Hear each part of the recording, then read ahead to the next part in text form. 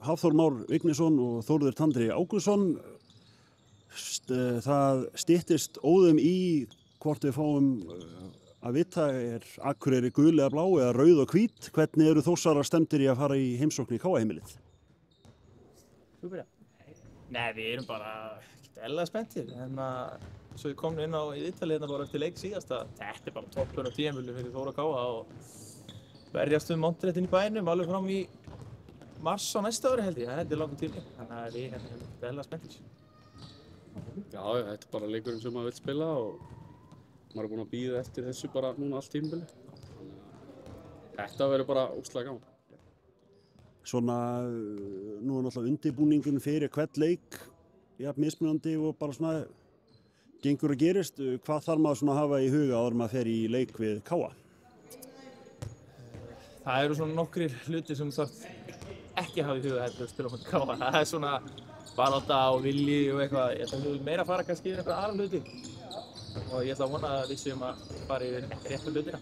En það bara eðlilegt að það fullt af hluti sem koma bara sjálfkrafa. Það er 1000 manns í höllinni og svo margt sem kemur bara sjálfkrafa.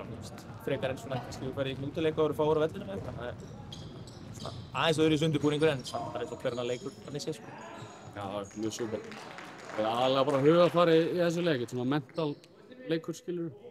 En svona svipaður undirbúningur bara fyrir hvern og einn einasta leik sko. Þannig sko. En nú eru liðin á nokkuð mismunandi stöðum í deildinni og hafa átt svona dálítið mismunandi tímabil. Haldið að þetta gefi einhverja vísbendingu hvernig leikurinn sjálfur mun spilast? Það verður eiginlega komið ljós að leikurinn byrja sko.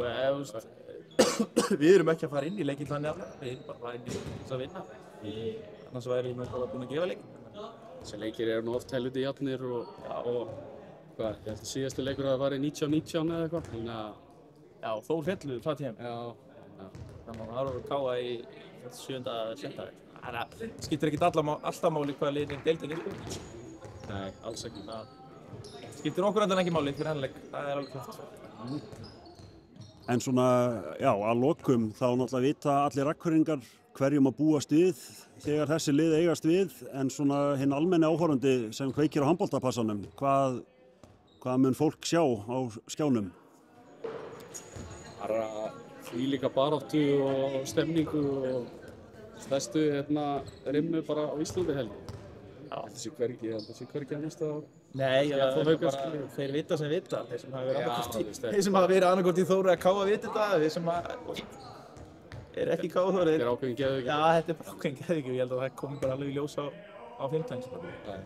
Það verður ekki ekki. Það er svoleiðis. Takk fyrir þetta.